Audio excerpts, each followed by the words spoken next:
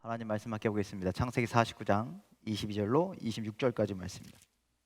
자, 우리 22절로 26절까지 말씀 함께 읽도록 하겠습니다. 시작. 요셉은 무성한 가지 곧 샘 곁에 무성한 가지라. 그 가지가 담을 넘었도다. 활 쏘는 자가 그를 학대하며 적개심을 가지고 그를 쏘았으나 요셉의 활은 도리어 굳세며 그의 팔은 힘이 있으니 이는 야곱의 전능자 이스라엘의 반석인 목자의 손을 힘입음이라. 내 아버지의 하나님께로 말미암나니 그가 너를 도우실 것이요 전능자로 말미암나니 그가 내게 복을 주실 것이라. 위로 하늘의 복과 아래로 깊은 샘의 복과 젖 먹이는 복과 태의 복이리로다. 내 아버지의 축복이 내 선조의 축복보다 나아서 영원한 산이 한없음 같이 이 축복의 요셉의 머리로 돌아오며 그 형제 중 뛰어난 자의 정수리로 돌아오리로다. 아멘. 할렐루야. 어떻게 추우신데 잘 버티고 계십니까?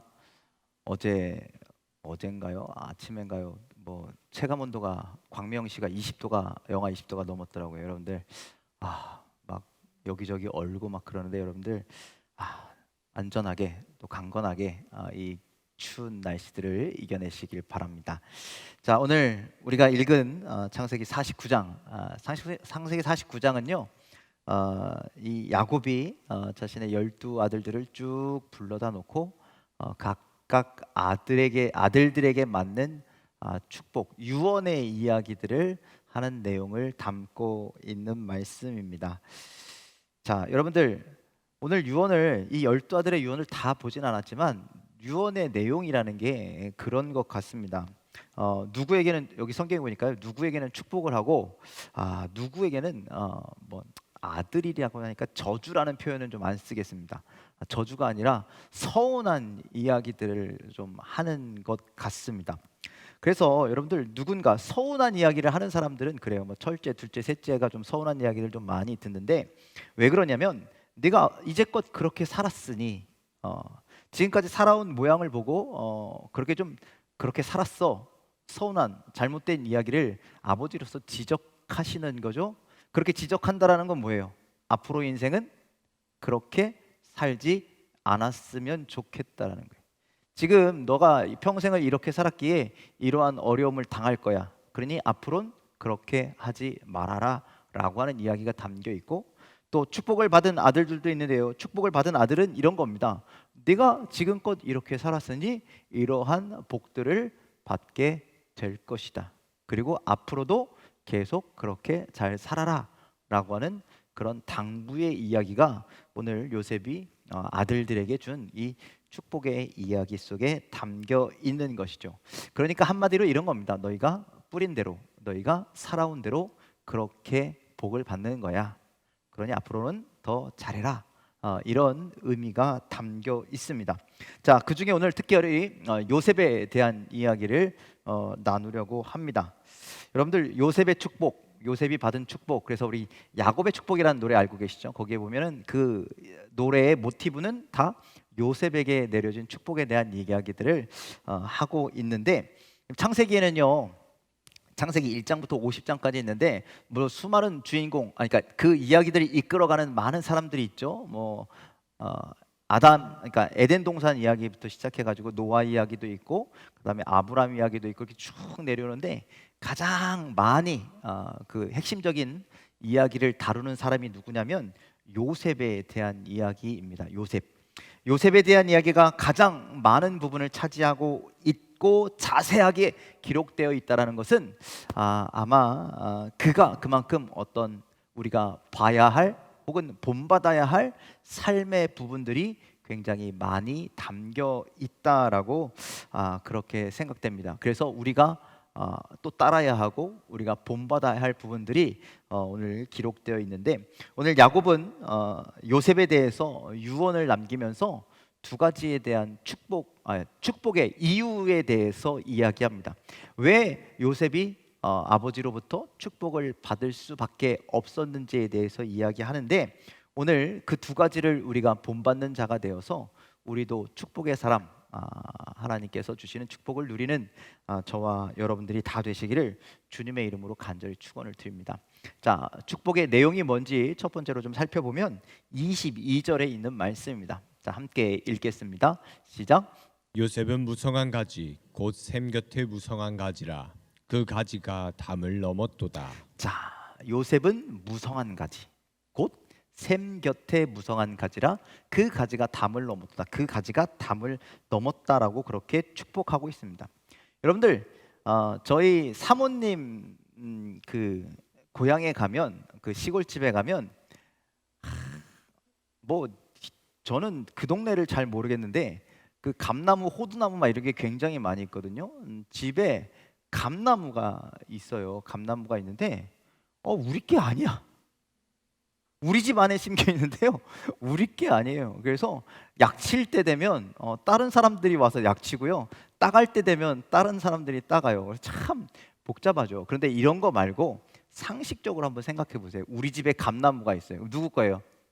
상식적으로 내 거잖아요. 그런데 그 감나무가요, 잘 성장해서요, 그 가지가 담을 뚫고 밖으로 나갔어요. 그러면 여러분, 이거 잘 된 걸까요? 잘못된 걸까요? 네? 잘 된 거예요? 잘못된 거예요? 나무가 잘 커서 가지가 쭉쭉쭉쭉 밖으로 뻗어 나갔어요. 그러니까 잘 된 거예요? 잘못된 거예요? 강혜령 권사님, 그 나무 좋은 나무예요? 나쁜 나무예요? 좋은 나무 아니에요? 그렇잖아요. 나무가 잘 컸어요. 가지를 쭉쭉 해서요, 요만큼밖에 안 크겠지 싶었는데 그게 막 커서 집 밖까지 막 나갔어요. 열매를 열었는데 우리 집에서도 잔뜩 열지만 밖에서도 열려. 그럼 이 나무 좋은 나무예요? 나쁜 나무예요? 상식적으로 좋은 나무잖아요. 그래, 좋은 나무인 거예요. 지금 오늘 성경에서 그 이야기를 하는 거예요. 이 나무가 커서 열매를 맺었는데 열매가 밖에도 열매를 맺었다라는 거예요. 그래서 지나가는 사람들이 혹은 지나가는 아이들이 배고플 때 그걸 따서 먹어요. 그러면 이 나무 좋은 나무예요? 안 좋은 나무예요? 물론 주인이 착해야지 줘.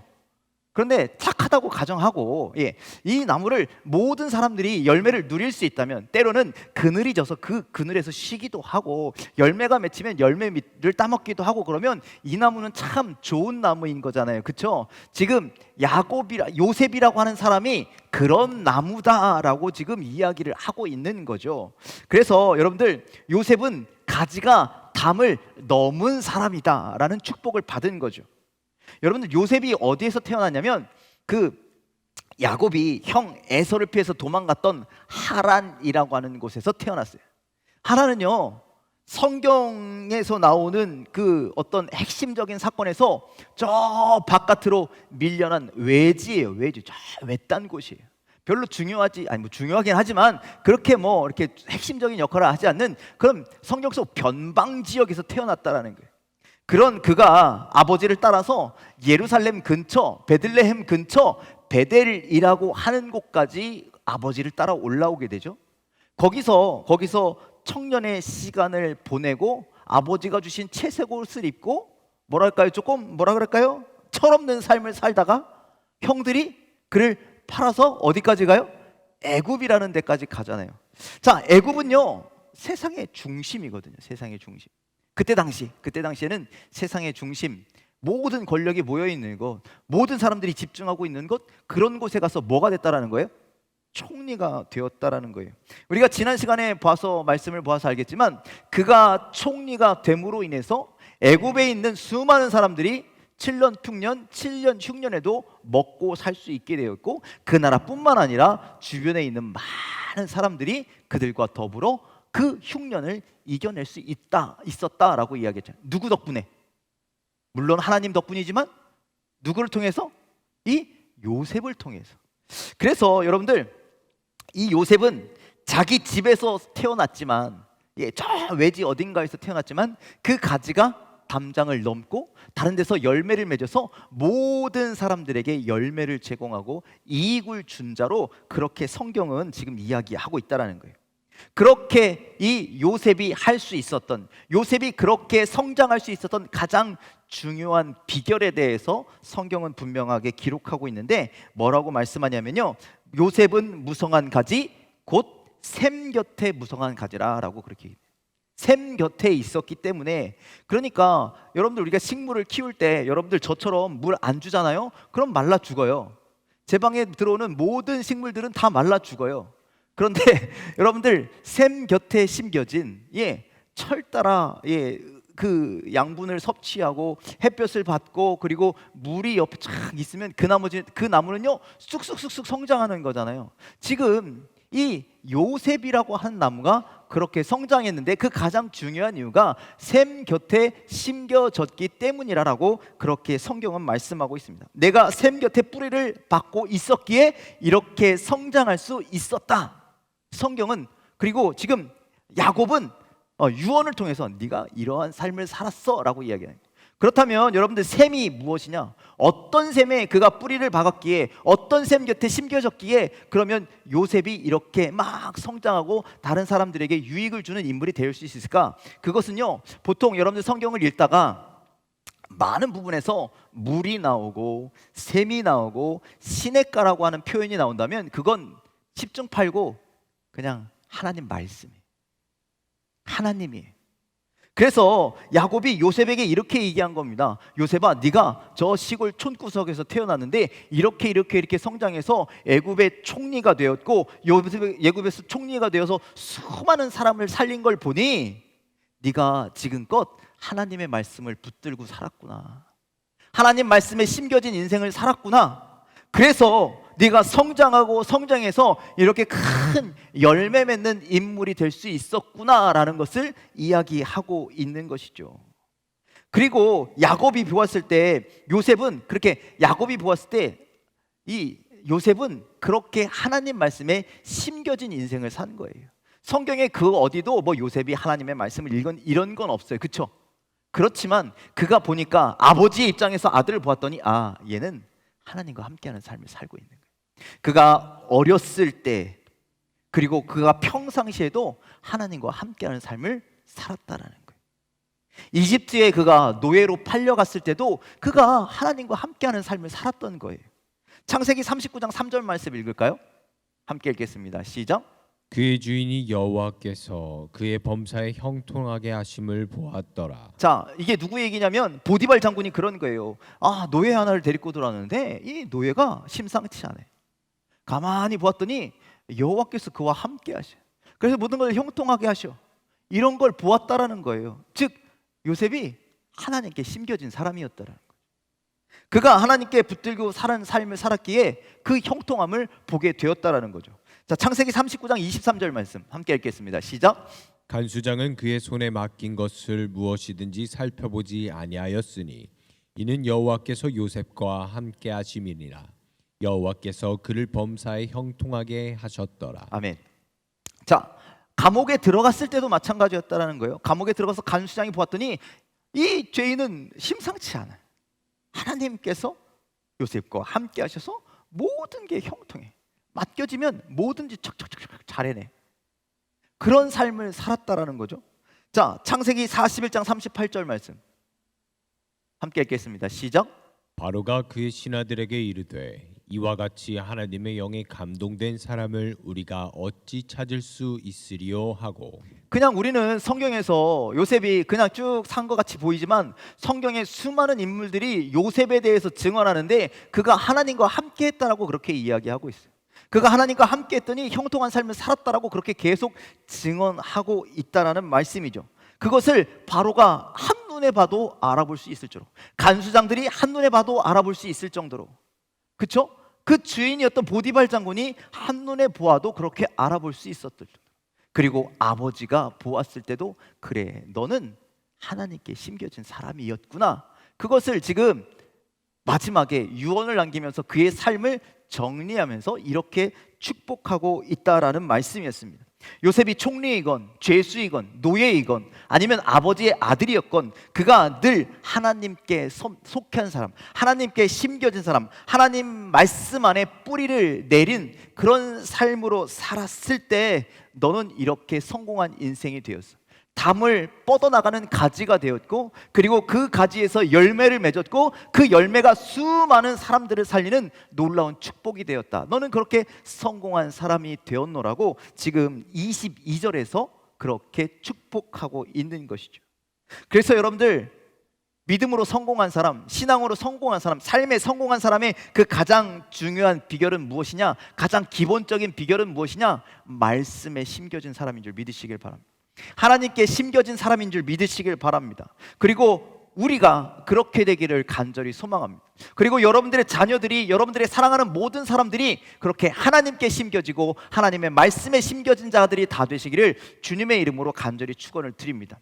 그래서 우리가 나중에 누군가를 평가할 때, 야, 너는 참 성공한 사람이야, 믿음 안에서 성공한 사람이야 라고 하는 칭찬을 듣는다면 그 사람은 어떤 사람이냐, 어떤 인생을 살았느냐? 하나님께 심겨진 인생을 살았기에 그런 칭찬을 받을 수 있다라는 말씀입니다. 여러분들, 하나님 말씀이 우리 안에, 우리 인생 가운데 뿌리가 내려지게 되면, 우리가 그 하나님의 말씀에 뿌리내는 인생이 되면, 여러분들, 우리에게 어려운 일이 생기거나 힘든 일이 생기거나 모든 상황과 문제 가운데 우리는 하나님의 말씀을 떠올리게 된다는 거예요. 좋은 일이 있어도 교만하거나 그렇게 하지 않고 하나님의 은혜입니다를 고백하게 된다는 거예요. 힘들고 어려운 일이 있어도 낙심하지 않는다는, 이것이 성도에게 있어서 가장 중요한 성공의 비결이라는 거예요. 여러분들, 사람들이 왜 넘어집니까? 잘 되면 교만하니까 넘어져요. 교만은 넘어짐의 앞잡이라 그랬잖아요. 사람들이 왜 인생에서 실패합니까? 힘들고 어려울 때 하나님의 말씀을 의지해야 되는데 하나님 말씀에 심겨진 인생이 없다 보니까 어렵고 힘들 때 하나님의 말씀이 떠오르지 않아요. 그러니 마음이 흔들려, 마음이 낙심돼요. 그러니 결국 실패할 수밖에 없는 인생이 돼요. 그런데 어려울 때일수록, 힘들 때일수록 하나님의 말씀이 떠오르고, 하나님께 심겨진 사람들은 하나님의 말씀이 떠오르고 그것이 나를 붙들고 그것이, 그 말씀이 나에게 힘을 주고, 그러면 더욱더 그 말씀을 의지하여 한 걸음 한 걸음 나아가다 보면 하나님께서 은혜를 주셔서 그 모든 일들을 해결할 수 있도록, 반드시 성공한 인생이 될 수 있도록 그렇게 인도하여 주신다라는 말씀. 요셉이 그렇게 살았다는, 그런 평생을 살았다라는 거예요. 그가 아버지의 이 집에 있을 때에도, 그가 팔려갔을 때에도, 그가 종이 되었을 때도, 감옥에 갇혔을 때에도, 총리가 되었을 때에도, 뭐 잘되건 못되건 상관없이 늘 하나님께 속한 자, 하나님께 뿌리 박은 자로 그렇게 살아갔을 때 하나님은 그에게 복을 내려주신 줄 믿으시길 바랍니다. 그러니 여러분들 삶을 하나님께 뿌리내시기를 주님의 이름으로 간절히 축원을 드립니다. 그래서 어떠한 힘든 일이 있어도 요동치지 않는 인생이 되길 간절히 소망합니다.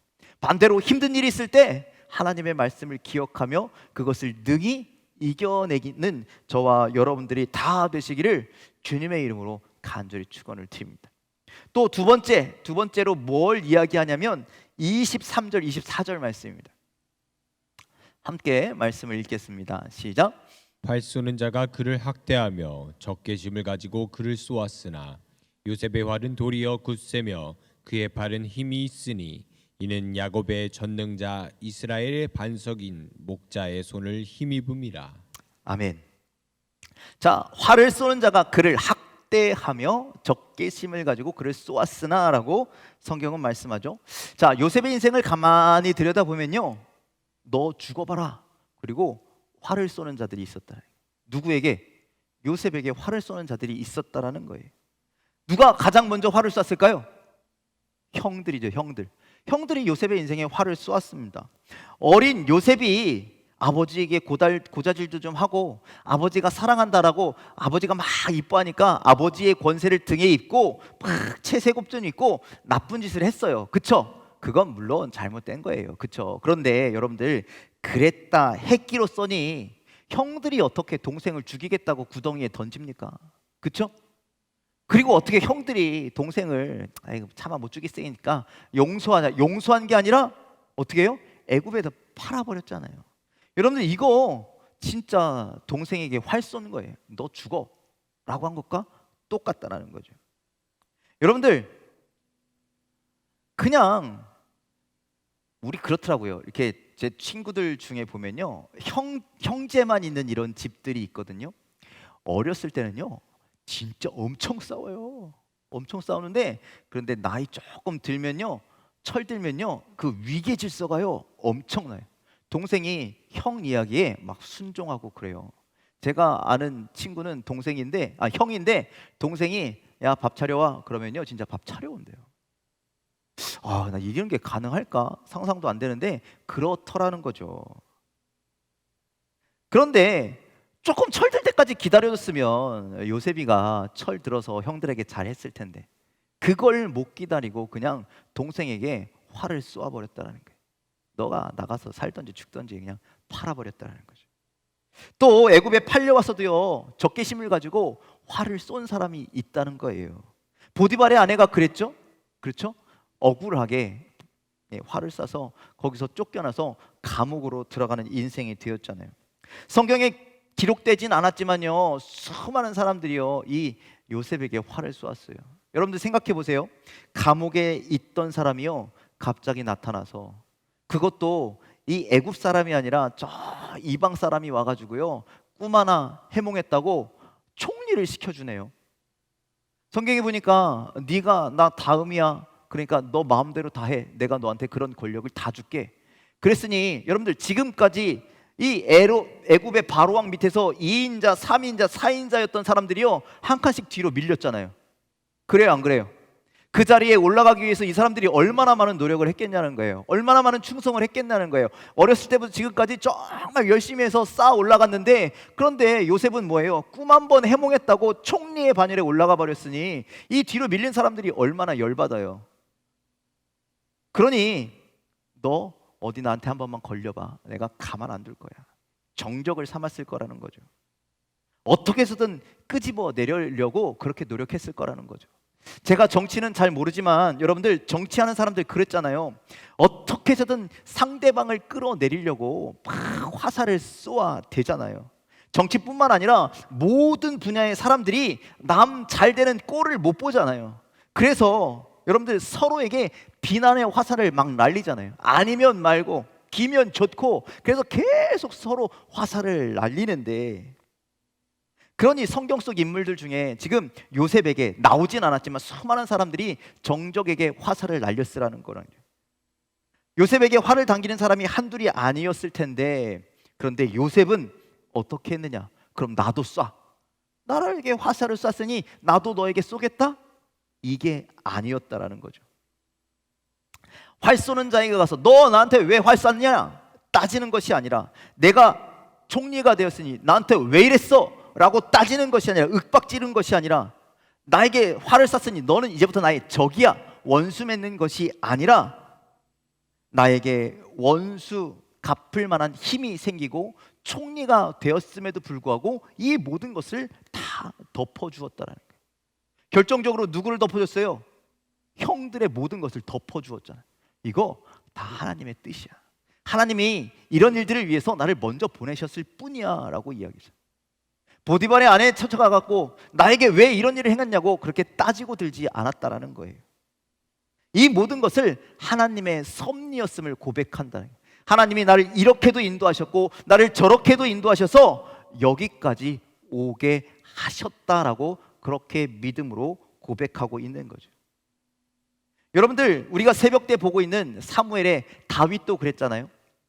그의 정적이었던 사울왕이 나를 죽이려고 그렇게 쫓아왔는데, 그런데 내가 죽일 수 있는 결정적인 상황에 처해 있었음에도 불구하고 다윗은 그렇게 하지 않았다라는 거죠. 아무것도 하지 않았다라는 거예요. 그리고 그 대신 하나님의 뜻을 구하죠. 하나님의 방법을 구하죠. 하나님의 손길을 기다렸다라는 거예요. 자, 24절 말씀 우리 함께 읽을까요? 24절 말씀 함께 읽겠습니다. 시작. 이는 야곱의 전능자 이스라엘의 반석인 목자의 손을 힘입음이라. 자, 이는 그가 자신의 힘, 내가 이제 애굽의 총리가 돼서 엄청난 힘을 갖고 있는데 그것을 의지한 것이 아니라 전능자 이스라엘의 반석이신 목자의 손, 누구라는 거예요? 하나님의 손, 하나님의 능력을 힘입었더래. 하나님의 능력을 의지했다라는 거예요. 이 모든 대적들 내가 이렇게 저렇게 해야지 내 방법대로 내 생각대로 어떻게 한 것이 아니라 하나님 뜻이 계시죠? 하나님 방법이 계시죠? 하나님의 계획이 있으시죠? 저는 그것을 믿습니다. 그리고 모든 것을 하나님께 맡겨 드렸을 때, 그때 이 다윗은 하나님께서 이렇게 위대하게 세워주시고 높이 세워주셨다는 거예요. 여러분들, 사람들이 그런 말 합니다. 똑같은 사람이라고. 야, 너나 나나 똑같은 사람.